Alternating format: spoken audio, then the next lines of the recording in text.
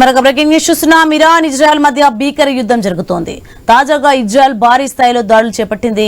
సుమారు 20 fighter జెట్లతో Iran పై దాడి చేసింది. 30కి పైగా బాంబులను ప్రయోగించినట్లు ఇజ్రాయెల్ రక్షణ శాఖ అధికారికంగా ప్రకటించింది. టెహ్రాన్లోని కీలక మిసైల్ లాంచర్ స్థావరాన్ని ధ్వంసం చేయడమే కాకుండా కెర్మాన్ షా, హమేదాన్ ప్రాంతాల్లోని మిలిటరీ రాడార్ కేంద్రాలపై కూడా భారీ దాడులు జరిగినట్లు సమాచారం. ఈ కేంద్రాలు భవిష్యత్తులో తమ దేశాన్ని టార్గెట్ చేయడానికి ఉపయోగపడతాయని ఇజ్రాయెల్ వాదిస్తోంది.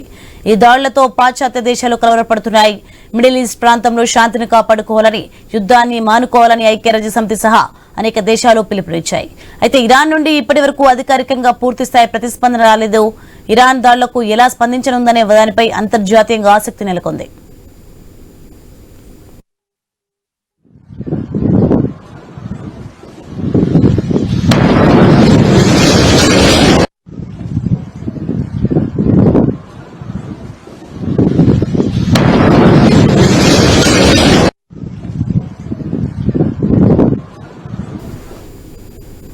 బ్రేకింగ్ న్యూస్ అంతోంది మనకి. ఇరాన్ ఇజ్రాయెల్ మధ్య భీకర యుద్ధం జరుగుతోంది.